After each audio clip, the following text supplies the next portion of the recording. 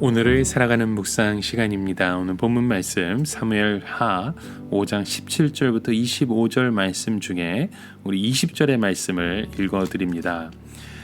다윗이 바알브라심에서 이르러 거기서 그들을 치고 다윗이 말하여 여호와께서 물을 흩음같이 내 앞에서 대적들을 흩으셨다 하므로 그곳 이름을 바알브라심이라 부르니라.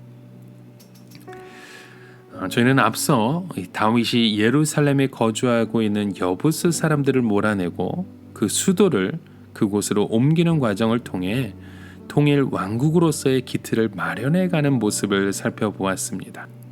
그리고 다윗의 왕국은 점점 더 강성해가고 있었죠. 그런데 오늘 말씀은 그 틀을 흔들기라도 하려듯 이 블레셋이 두 번이나 침공을 하는 모습을 보게 됩니다. 이 침공을 통해서 다윗은 일종의 시험대 위에 오른 셈이었던 것이죠. 그 이유는 분명 이스라엘이 강성해지는 것을 가만히 두고 보지 않기 때문입니다. 이스라엘이 강성해지는 것을 가장 반대하는 족속 중에 하나가 블레셋이었는데, 이 블레셋은 이스라엘을 침공하여 그 패권을 계속해서 이어가고자 했던 것입니다. 오늘 말씀은 이스라엘이 다윗에게 기름을 부어 이스라엘 왕으로 삼았다 함을 블레셋 사람들이 듣고라고 말씀을 시작합니다. 이스라엘에게 이 다윗에게 기름을 부은 사건은 6절에 나오는 예루살렘 정복 사건 이전에 일어난 사건입니다. 그렇기 때문에 블레셋이 침략해 온 시기는 예루살렘 정복 이전인 것이죠. 이렇게 기록하고 있는 그 이유는 다윗이 통일 왕국의 왕으로 즉위하면서 이 정복 기사를 언급함으로써 다윗이 점점 확고하게 세워져 가고 있음을 보여주고자 했을 것입니다. 자, 그렇다면 왜 블레셋이 이스라엘을 침공했을까요? 그 이유는 이스라엘의 통일은 블레셋에게 치명적인 위협이 될 수 있기 때문입니다. 보다 더 근본적인 이유는 길보아 산 전투에서 승리한 블레셋이 이스라엘로부터 조공을 받고 있었기 때문이었죠. 하지만 통일이 되고 강성해지면 더 이상 그 조공을 받을 수 없기에 이스라엘을 침공하였던 것입니다. 이러한 정치적인 목적으로 인해 블레셋은 전쟁을 일으킬 수밖에 없었던 것이죠. 자, 이 전쟁이 발발하자 다윗은 하나님께 묻습니다. 하나님은 19절에 다윗의 그 물음에 뭐라고 말씀하십니까?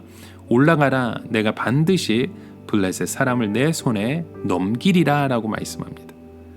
하나님께서 이번 블레셋과의 전쟁에서 승리를 주실 것인지에 대한 물음에 하나님은 승리하게 될 것이라는 응답을 주십니다.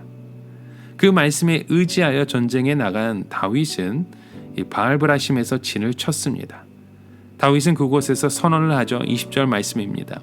다윗이 말하되 여호와께서 물 흩음같이 내 앞에서 내 대적을 흩으셨다 하므로 그곳 이름을 바알브라심이라 부르니라 말씀하죠. 이번 전쟁은 블레셋의 손아귀에서 완전히 빠져나올 수 있는 일종의 독립전쟁과도 같은 것이었습니다. 하나님의 말씀에 순종했던 다윗은 그 전쟁에서 승리하게 되었고 블레셋은 완전히 패배하게 되었습니다. 이 사실에 대해서 21절에 이렇게 기록합니다. 거기서 블레셋 사람들이 그들의 우상을 버렸으므로 다윗과 그의 부하들이 치우니라. 자, 이 블레셋과의 1차 전쟁에서 패했던 그 만회를 2차 공격으로 재개하였습니다. 이렇게 2차 침공을 할 수 있었던 것은 1차 전쟁 때 완전히 섬멸하기보다 후퇴시키는 것에 집중했었기 때문이었고요. 사실 2차 전쟁도 약속의 땅 지경에서 물러나도록 하는 정도만 그쳤습니다. 아무도 그렇게 한 이유는 외부적인 전쟁에 힘을 쏟는 것보다 내부적인 결속을 다지는 그 정치적인 의도가 있었을 것으로 보입니다. 다윗은 이번에도 하나님께 묻습니다. 말씀하신 대로 그렇게 또 순종을 하죠. 24절에 보면 하나님 여호와께서 앞서 나가신 것을 보게 됩니다. 자, 이러한 다윗의 모습 속에서 우리 또한 하나님을 신뢰하고 하나님의 말씀에 순종하는 삶을 살아야 한다는 사실을 발견하게 됩니다. 여러분, 하나님의 말씀에 순종할 때 하나님께서 먼저 나가서 일을 하십니다. 오늘도 그 말씀에 순종할 때에 하나님이 우리의 걸음보다 먼저 앞서가신 우리의 삶의 여정을 열어주시리라 믿고 그 말씀에 순종할 수 있는 저와 여러분이 되시길 주님의 이름으로 간절히 축원합니다. 오늘을 살아가며 한 가지 묵상의 질문을 드립니다. 블레셋과 같은 적군이 우리를 휘몰아칠 때 우리는 하나님 앞에 온전히 묻고 의지하며 주님만을 신뢰할 수 있는 그런 신앙의 자세를 가지고 있으십니까? 하나님께서 말씀하실 때 나의 생각을 덧붙이지 않고 그 하나님의 말씀대로 행하시는 삶을 살아가고 있으신지요?